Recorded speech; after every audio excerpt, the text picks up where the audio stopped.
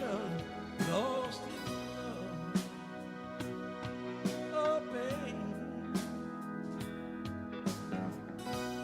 honey, when we touch, love you so much. You're all I ever think of. Oh, babe, honey, I never will leave you lonely.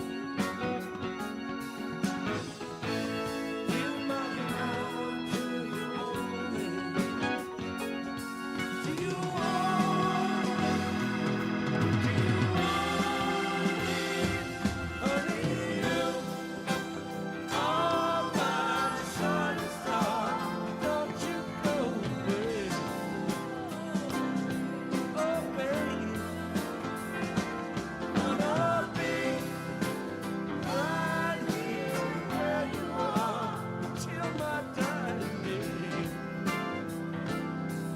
oh baby, honey, you are my shining star. Don't you go away, oh baby, I wanna be right here where you are till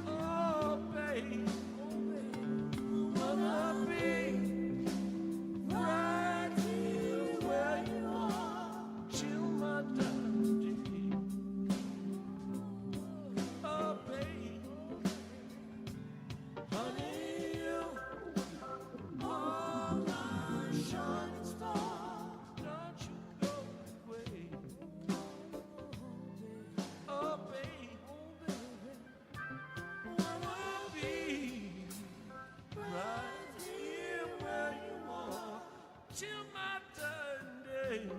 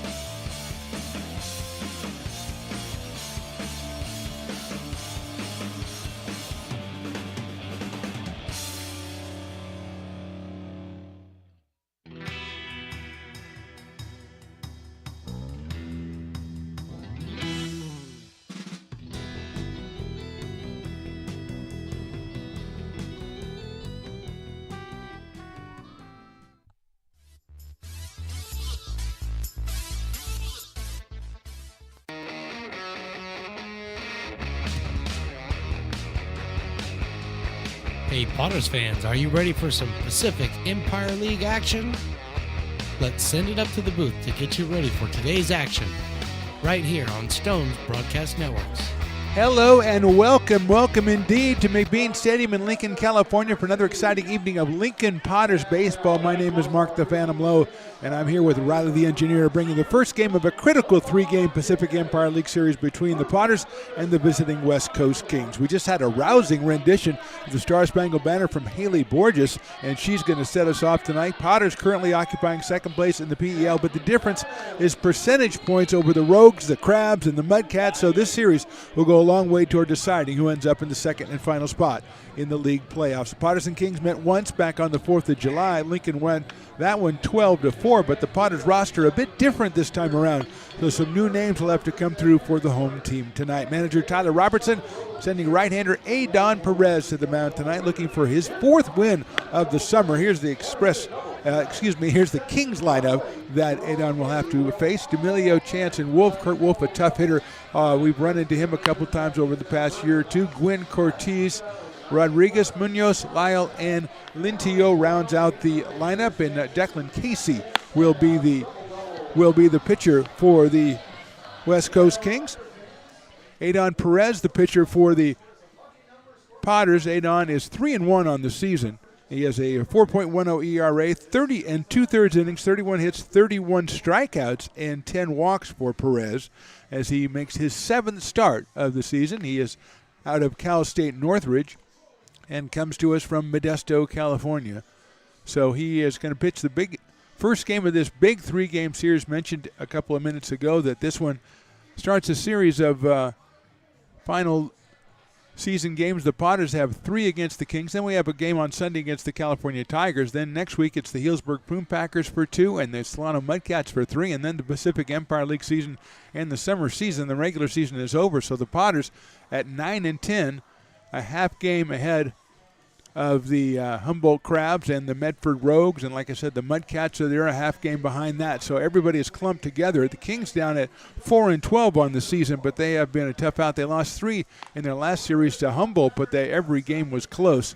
And every game was pretty low scoring as the Kings have not been a big power team. Carson's notes that he gives me, they don't hit many home runs, 3. They average 1 every 5 games. Potter's averaging 1 just about every 2 in league play. And cautionary that the stats we give you for the West Coast Kings just from their league games, they're not for overall, so they just have 16 games full of stats. 4-12 on the season for the West Coast Kings. Joey D'Amelio will start us off, and we are ready to go here from Lincoln McBean Stadium. Good crowd out here on Thirsty Thursday. They're filing in, and they're stopping off to get $5 Founders Brewing Company products, 16 ounces of them, and looks like everybody's coming to their seat pretty happy to be at the ball game. And here's the first pitch from Perez, low and outside. 1 ball and no strikes. 6:40 is our first pitch. D'Amelio out of Pepperdine University, playing out in center field for the Kings. Lifts that one toward right side. Doyle, Jacob Doyle in right field. He's going to make the catch for the first out. That gives us a chance to look at the Potters' defensive alignment. Jacob Doyle in right. In center is Cole Eaton. Look at that name in left. A true Potter legend. Trey Furry is back in the lineup. Cole Dillon at third. Caius Gargett at short. Hassani Johnson at second. The local product, Zach Chamiso at first. Behind the plate is Jake Harvey. And Adon Perez is on the mound. And here's Caleb Chance, the shortstop, out of University of Colorado at Colorado Springs. Fouls that one back, which I believe is the Colorado that Carson is from. No, he's Fort Collins. You're Fort Collins. Okay, and he's Colorado Springs. And Fort Collins hates Colorado Springs. Okay, so we've got it. My bad, Carson. My bad. I had you at the wrong one. You're FC, not CS. Okay, very good. Outside for a ball. Carson manning the track man. Today it's Nia on the point streak, so she is taken over for Lauren, who took over for Jason because Jason was on the team, and now he's on the team, but he didn't show up today. So I don't know, that guy. Maybe you get to go to your head much, you know? He pitches 1 inning, scoreless inning. He got in some trouble. It's not like he skated through there, but he says, well, you know, now that I'm on the team, I'll probably take the day off.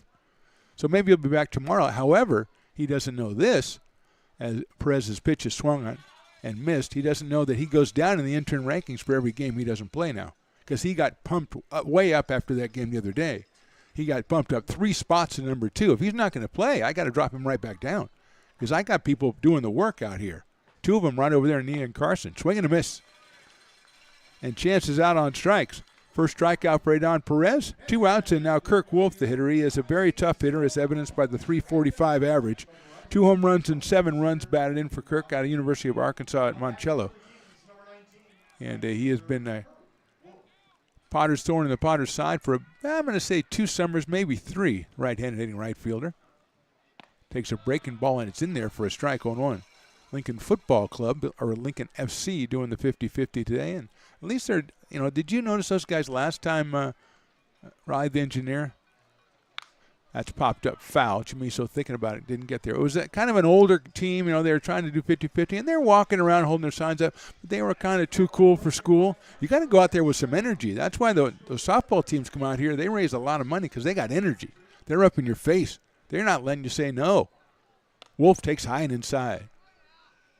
1-2. That's 94 from Adon Perez. And Kirk Wolf is going to take a little break after that one.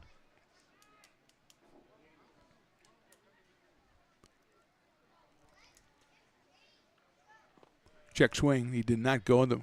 Probably a good thing because the ball got away from Jake Harvey behind the plate. And Wolf would have had a pretty good chance of getting down to first base. So it's 2 balls and 2 strikes now. 2 outs here in the top of the first. Hit sharply out towards shortstop. Gargett's going to wait for it. Caius over to first and got him by a step. So good inning for Adon Perez and the Potters. We go to the bottom of the first. Kings nothing. Potters coming to bat. Hi, Bill Evans, president of the Placer County Association of Realtors. We're in the store, our conference facilities, an amazing team help us keep together an amazing organization. And we thank them all. This organization can't do what it does and can't run the way it runs without the help of so many members volunteering their time. The success of the Placer County Association of Realtors is largely dependent on our active volunteer members to help our organization and industry. The work of our committees greatly impacts our ability to champion efforts across the board and giving back to the Placer County community wherever we can. Like all service organizations, I wanted to serve. And getting involved with the affiliate committee was the perfect way to do that. I love being able to serve my community with my business friends and other leaders and give back to those who are in need. The thing I love about the PPAR committees is they all work toward the same goal of bringing the community together to support those in need in our surrounding area. I instantly came to the meeting and had a wonderful time, felt like I was a part of something bigger, and it was just the start of my leadership journey.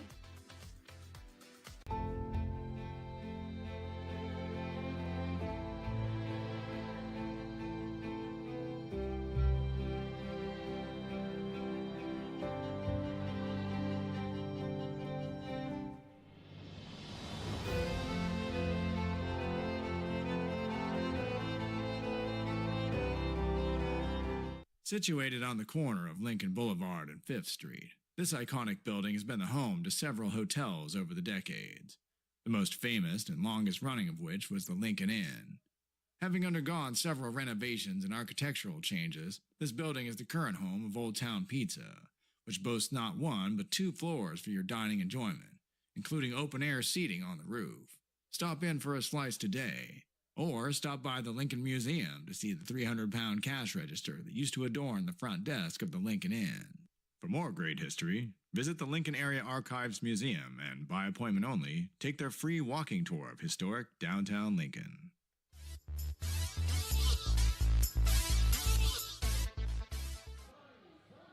Bottom of the first inning, Hassani Johnson stepping up to the plate. Declan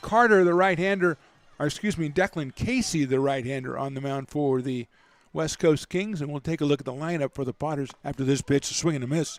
Let's take a look at that. We've got Hassani Johnson leading us off, then Gargett and Jacob Doyle will be next. Lindbergh, Dillon, and Chamiso. Furry batting 7th, Harvey and Cole Eaton in the number 9 spot. The pitcher is Adon Perez. Johnson swings and misses again. Casey at 88 miles an hour. Pitched 1 inning against the Potters this season with the West Coast Kings Gold Squad. Came on and pitched a scoreless 8th inning in a game the Potters eventually won. So he's got 0-2 on Johnson, who's batting at .404 on the summer. Hassani swings through that one, strike 3. So 3 pitches and Hassani Johnson is out. And Casey has his first strikeout. And that'll bring up Caius Gargett out of Anderson, Indiana, and the University of Kentucky. 400 on the summer for Caius, 8 for 20, 3 runs batted in. Playing at shortstop tonight. He's played second, played third.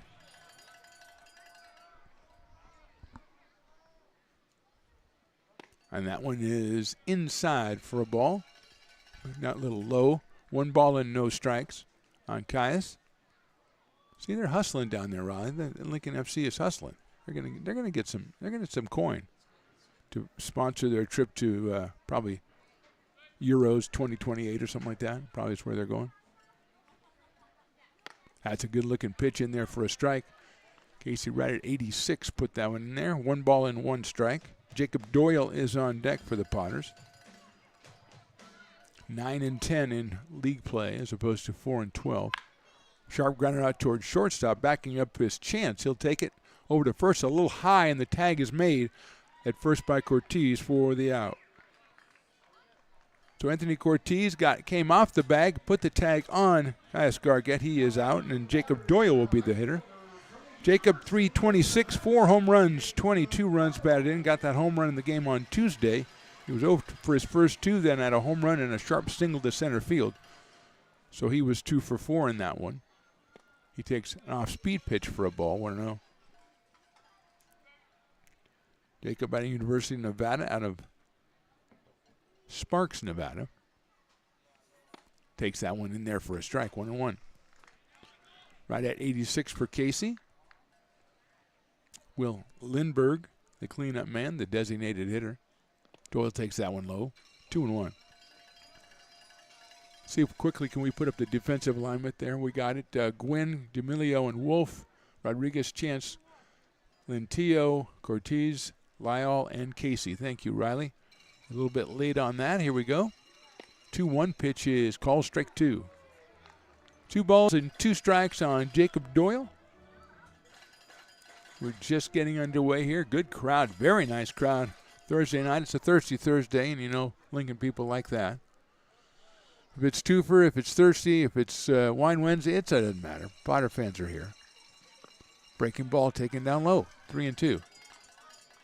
VIP section is taken care of out there as the Lincoln FC is on the move. Just selling those tickets. 3-2 pitch. Chop foul, 3-2 still. 2 outs here in the bottom of the first inning, and the bounce house is working it. Well underway over there. So everything's in place for a good night of Thursday night baseball here at McBean. 3-2 pitches hit foul over by the dugout of the Kings, and a couple of guys ran away, and one guy made a heroic play over there, so well done. Two teams meet again tomorrow and Saturday. Saturday, 6:05, because that's a fireworks night. 3-2 pitches hit right on the line to third base and flagged by Rodriguez for the out. So Jacob hit it hard, but nothing to show for it. We go to the second inning. Padres nothing, Kings nothing. Astro Air Design Incorporated, where you feel the difference. We are a locally owned and operated heating, air conditioning, and custom sheet metal company committed to the highest quality of craftsmanship at a competitive price. Our trained and certified technicians have the knowledge and experience required to install, maintain, or repair your home comfort solutions. Our upfront pricing gives you the peace of mind because you know your price is locked in. Call Astro Air Design Incorporated today. Here in Michigan, we do more than just survive the winter. We thrive during it. You simply can't keep us away from what we love most: great times and amazing beer. The snow transforms the landscape and lays the path for adventures yet to be had. Trails ready to be explored, and freshly groomed hills ready for the first run of the day. And later, as the sun descends, it's time to unwind with great conversation and even better friends. Experience a taste of Michigan winter with Founders Brewing Company, born and brewed in Michigan.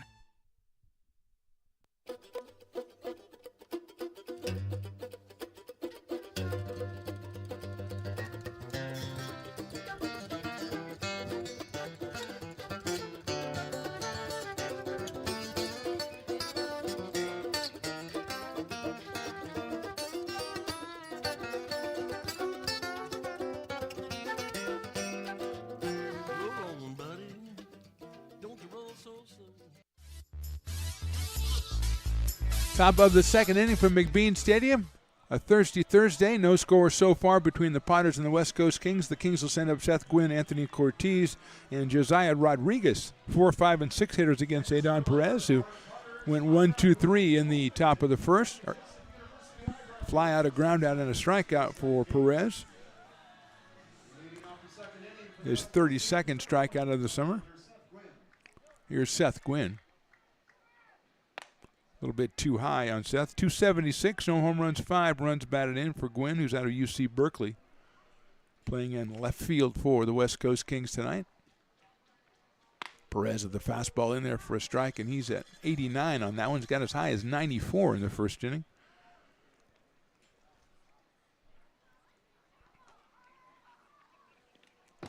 That one outside goes all the way back to the backstop, so it's 2-1. Tomorrow, 6:35, these two teams meeting Game 2, and then Game 3 on Thursday. Now, tomorrow's Harry Potter night, so anything goes tomorrow. That's high, or should I say it's Levioso. That means high. Okay, anyway, 3-1. So Harry Potter night tomorrow. I'm just on the edge of my seat, as you know, Riley. That's in there for a strike to see which Harry Potter characters are going to show up. I'm always holding out for Harry Potter. But Weasley, I'm good with Weasley. If Weasley makes it, Weasley and Hermione show up, I mean, that's pretty good. 3-2 pitches popped up. Catcher coming back is Harvey. He's not going to get it. And it's on top of the tarp. We had a lot of fans who were waiting for that ball to come out. Now they get themselves a really easy play if it rolls off the tarp and rolls right to them. But no such luck, fans. So that's tomorrow night, 6:35. Then on Saturday, it's fireworks night.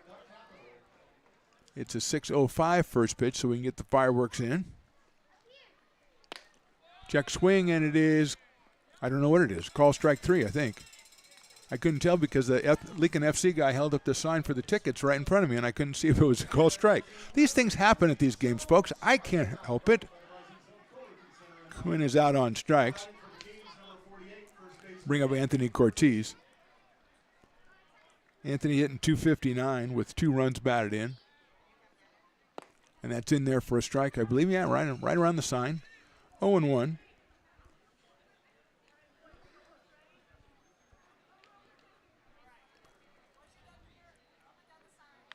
Foul back to the screen, so it is 0-2. Cortez from Kenyatta College. And he's quickly behind the count, no balls and 2 strikes. Josiah Rodriguez, the third baseman on deck, the number 6 hitter.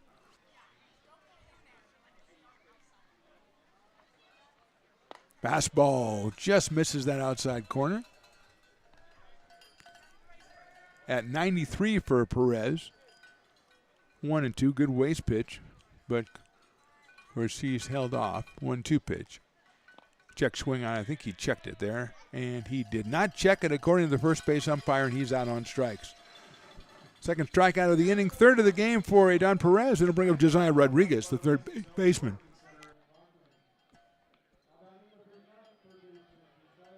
Josiah from Point Loma Nazarene University. We decided that's PLNU the last time the two teams played on the 4th of July. Josiah, 283 on the year. No home runs, 4 runs batted in. Again, those are just league stats. And Carson gives me the stats that the West Coast Kings have only had 3 home runs on the season. League season, that is. Some tough pitchers in this league, though.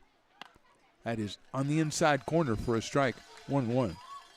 You play a half dozen games against the Healdsburg Plume Packers, you're not going to get a lot of home runs. Plus, Medford and Humboldt are both improved after slow starts. And the Mudcats are always tough. That's down the middle for a strike. So a tough league here, and Healdsburg has run away and hid with the first place regular season finish, and it's all about who finishes in that second playoff spot. Good looking fastball, a little bit too high. That was 93 from Perez.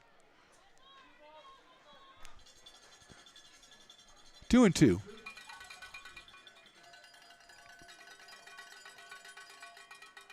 Fastball's a little bit too high again, 3-2.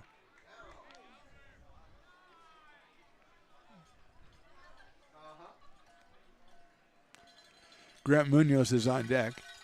Tonight's DH for the Kings. Inside, ball 4. So the first base on balls issued by Perez. It goes to Josiah Rodriguez. And that'll bring up Grant Munoz, who was a late addition to the lineup out of University of the Pacific, hitting at 160 on the season. He's in the DH spot. Cortez was originally the DH, and he is the first baseman. Pretty good lead at first base. Perez to the plate, and it's big hopper out toward Hassani Johnson at second base. He plays the hop perfectly over to first for the out. So no runs for the Kings in the top of the second. We go to the bottom of the second. Kings nothing, Potters nothing.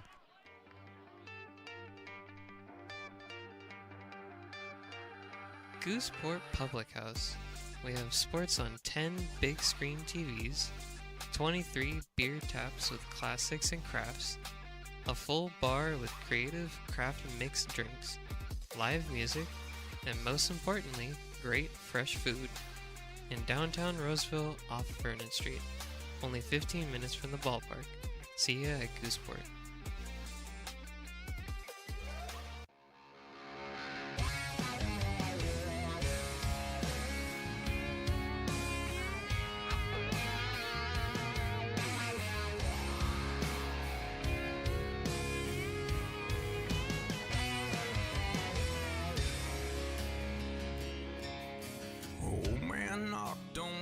Front door with my teenage boy and a couple more from up the road. He had them by the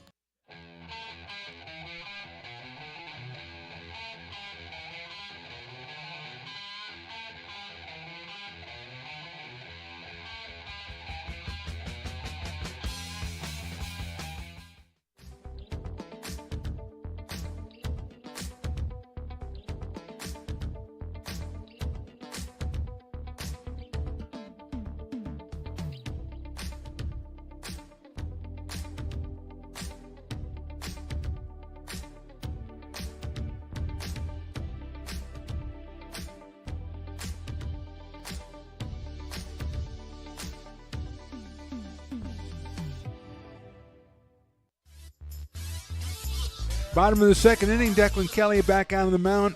Declan Casey. That's Carter, Kelly, and Casey, I've called him now. On the mound for Lindbergh, Dillon, and Chamiso. And you know something, Riley? This is, I think, game 34. So Piper's had 34 races, and he ran out of gas at third base. Cardio much? Come on. I don't mind you losing, but the whole soccer team just raced by him because he pulled up at third base. He was too tired. Here's Will Lindbergh, 281 on the season for Will. And he takes a fastball outside from Casey, who went 1, 2, 3. Potters hit 2 balls pretty hard, but right at short. That one's lifted out towards center field. Coming in is D'Amelio, and he'll make the catch for the out. Lazy fly ball to center field for the first out, and that'll bring up Cole Dillon. Playing over at third base. Cole hasn't played a lot of third base this year. Played there on Tuesday, made a couple of really fine plays, and he is back there tonight. 206 on the year for Cole out of Rockwall, Texas. 1 home run, 8 runs batted in. He's up here with 1 out in the second inning. Fastball is in there for a strike. Casey at 85. He's between 85 and 88 so far. Zach Chamiso is on deck. Lifted that one out toward right field. Giving ground is Kirk Wolf, but he's got plenty of room. And now with 2 outs, it'll be Zach Chamiso. The Lincoln product, Lincoln High School, Sierra College Fighting Zebra hitting .292. He has a home run. Has a half dozen runs batted in. He's playing first base tonight. He played shortstop on Tuesday. He's played third. He's played second. I think he's played outfield, and I believe he caught for a while. So he's done it all in a short time. Swings and misses at that one from Casey. That one at 89, so probably the most velo he's had on one so far tonight. Takes something off that one, misses on the outside corner. Evens the count up 1-1. Also, Jessup night tonight for William Jessup University. Seeing some of their, hopefully we'll get some of their administrators out for the bat race, or the spinning bat race.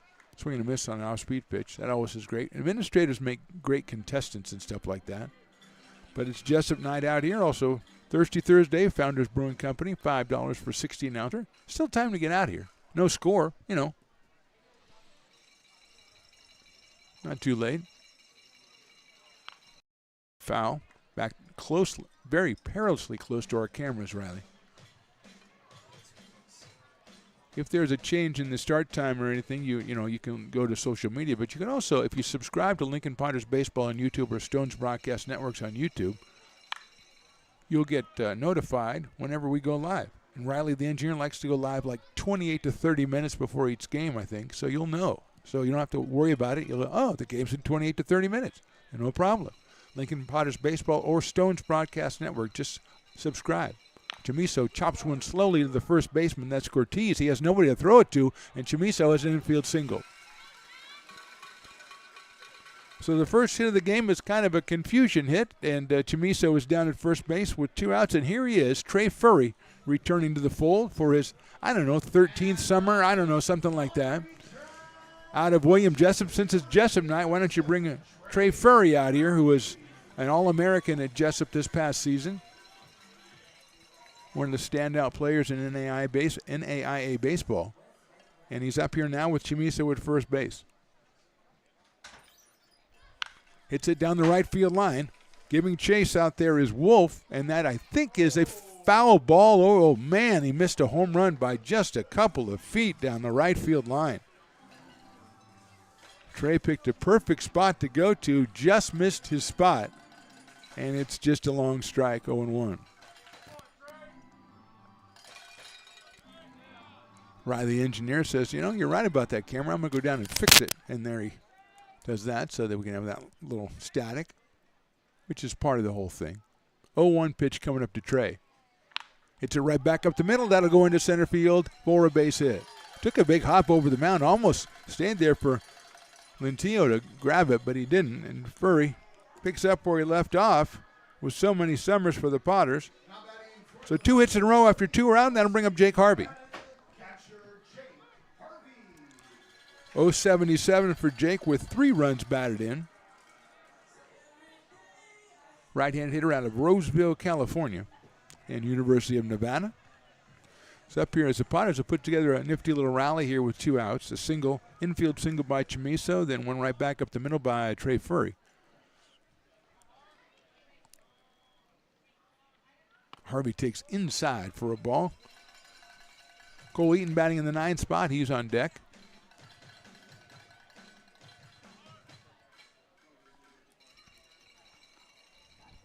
One ball and no strikes.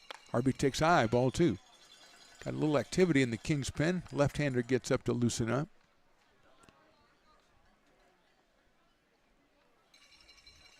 Two 2-0 on Jake Harvey. That misses outside and low, 3-0. Tried the off-speed pitch and missed his target, so it's 3 balls and no strikes.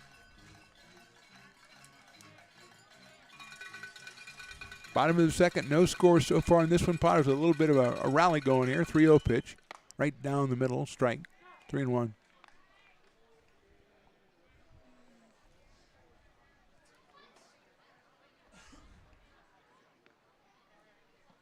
Try it again at 3 balls, 1 strike. Harvey takes ball 4 down low. So the Potters have loaded the bases after 2 rounds and leave it up to our number 9 here, Mr. Cole Eaton, the manager of the West Coast Kings, is going to go out and have a talk with Declan Casey. As Cole comes up here, 259, a home run. He's driven in 23 runs this summer for the Potters, which I believe is one ahead of Doyle for 22. I think it's the most by anybody left on the team. So he is stepping up here with a chance to do some early damage here, as Casey looked pretty good through the first 5 hitters. Then he gave up that infield single to Chamiso that Cortez handled at first, but no one could cover. And then Furry with a clean single up the middle, and now the walk to Jake Harvey. And the meeting is over on the mound.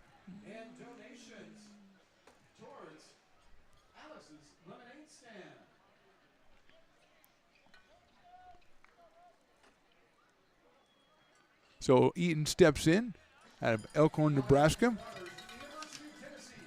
and the University of Tennessee. Right-handed hitter against the right-hander Declan Casey from the windup. Misses outside, 1-0.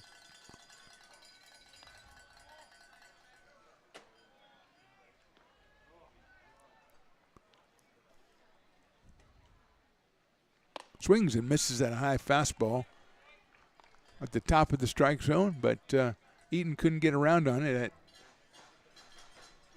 85 from